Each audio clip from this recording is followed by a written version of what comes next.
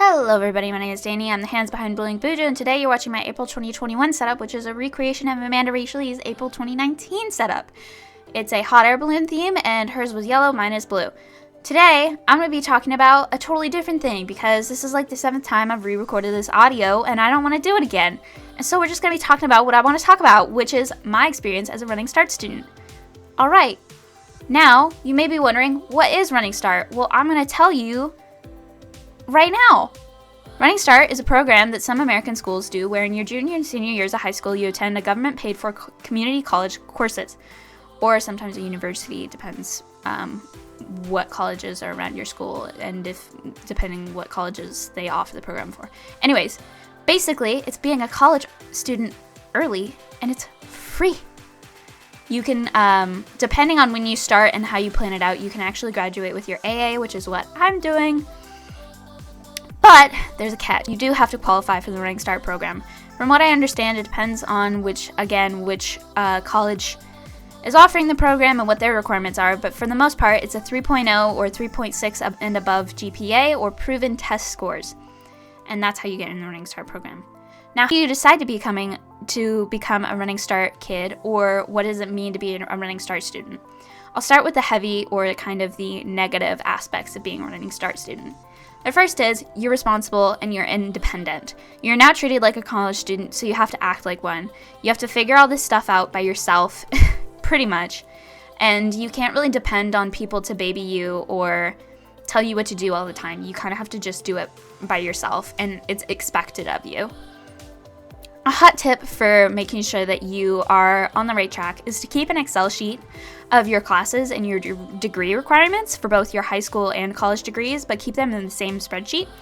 I kept being told that it's actually quite common for Running Start students who used it as an opportunity to goof off, or they get flunked out of both the program and of high school, and they get neither degree because they messed up. Either they took classes that they shouldn't have been taking, or they didn't meet their requirements, or they flunked out. There's all sorts of stuff that can happen if you're not on top of it, so you have to be on top of it. And using an Excel sheet or some sort of planning sheet to make sure that you're meeting all your requirements will help you keep on top of it. Another thing that people say is a downside to being a Running Start student is you kind of miss out on the high school experience. Quoted as the number one drawback, people would tell me. Personally, I didn't really have a lot of great aspects from high school in the first place. I wasn't involved in clubs. I wasn't involved in sports. I only had a couple friends, which I kind of lost, but that's a whole different situation. And so personally, I didn't really have a very great high school experience in my first 2 years, so I was very excited to get out of there. And the biggest things that I noticed in college was it's a very much different mindset. It's a very much more mature mindset, and don't get upset with me for saying that. That's just the truth. There's not as much insecurity because nobody cares about you. Literally, nobody's looking at you. They're just trying to get to their next class. There's no drama because people hardly know you. There's like 2,000 other kids going to my school, to my community college, and so it's like they barely know my face, let alone my name. So how could they ever know anything else about me?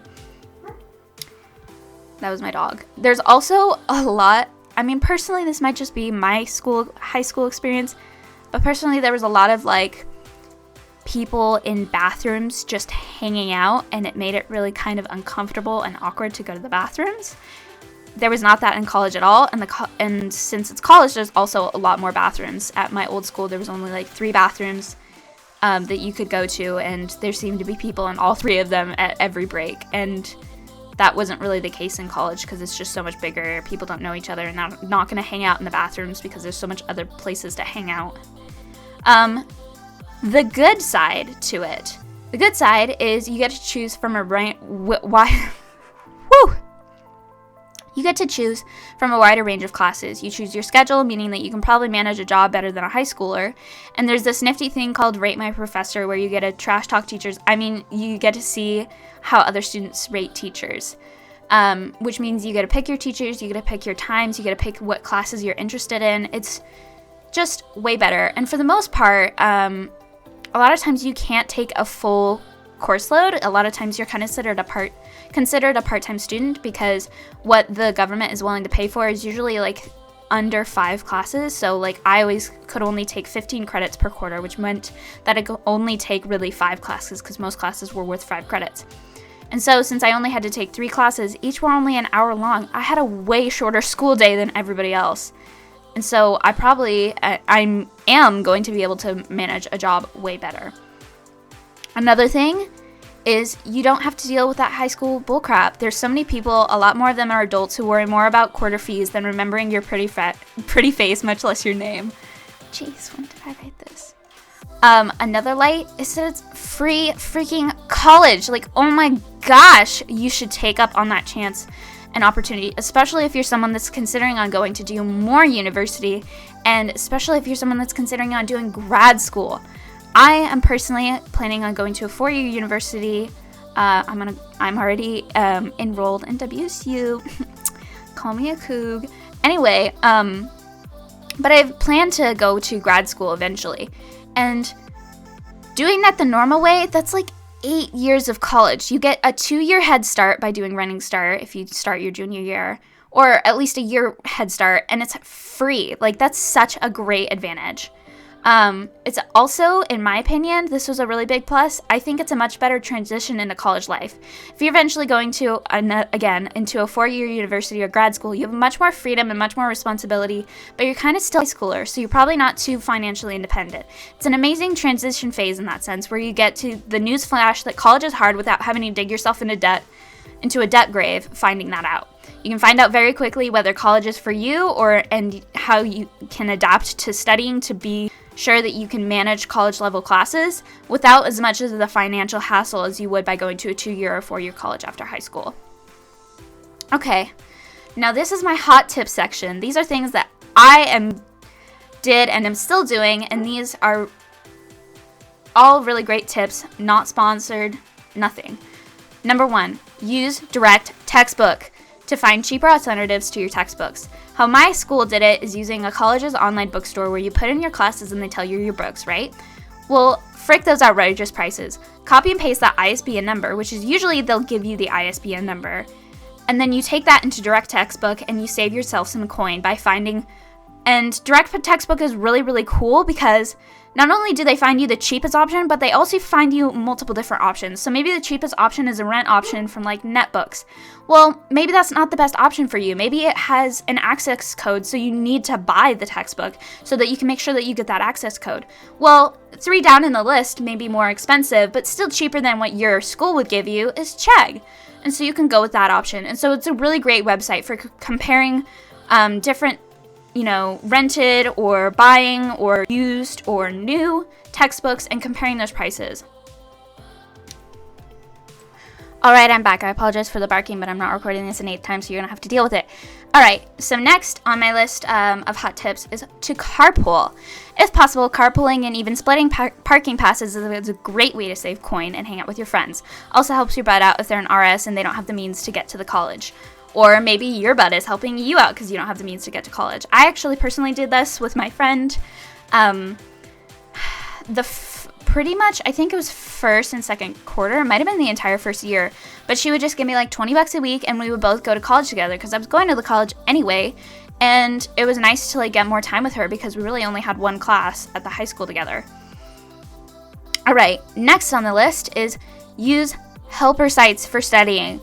Use Quizlet, use Google, use some online notes, and use other online tools to study. Another big help is sometimes you probably, especially for professors, you'll figure out pretty quickly professors that test exactly to their PowerPoints or to the book. And you might want to take some online notes, and then depending on the class and depending on what is happening, Control F4 is great. Will be your friend. It's great hockey. Or I guess Control F, not Control F4. My bad. Another hot tip: organize your stuff. Have a planner, have a bullet journal, whatever you need to get them deadlines down. But most quarter colleges, community colleges, move at a quarterly pace instead of a semester one. So it'll be really helpful to get those deadlines of your final and your midterms down. And then I talked about the Excel sheet earlier. I think that is pretty much all my hot tips and things about my experience as a Running Start student. Another thing to keep in mind here at the end, as I'm transferring and transitioning into a university, the transfer is actually pretty seamless because, I mean, especially if you're going to a community college and then the university that you're going is nearby, because I live in the Spokane area. There's almost all our high schools are doing the Running Start program. And because of that, that means that the colleges have had a couple years to get used to the Running Start program, and they can transition us Running Start kids a lot easier into four-year colleges. And that your counselors at the college and at the high school are probably a lot more aware of what classes count for both your degrees and transfer to the four-year college if you tell them and know what college you want to go to from the get-go. For example, one of the last classes that I've been taking was a roots history that was offered by WSU that because of COVID is online and I'm able to take. And so I took it. And now in my first year, I'm not going to have to take any English or any history, probably. Hopefully, we'll see after my live orientation. But I'm not going to have to take any of those because I know that they transfer because I prepared ahead of time.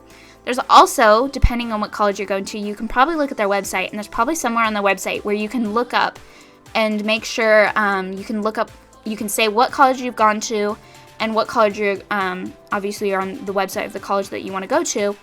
And then you can look and see the direct transfer of classes. It's usually some sort of like class equivalency chart thing.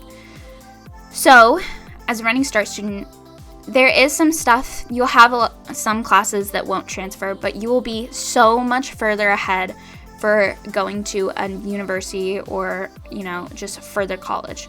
Even if you don't end up going to a further college, it's also just great to end high school with an AA at the same time because you're just so much prep for the workforce. And I think that is all I'm going to say today about my Running Start experience. And I hope you liked this video. If you're a Running Start student yourself, I hope that some of these tips were helpful or some of this information helped you make the decision. And so please like, subscribe, notification bell, do all that stuff. And I will see you guys in May with another hot topic. Maybe I'll talk about my process of going to a university. I love you. Bye.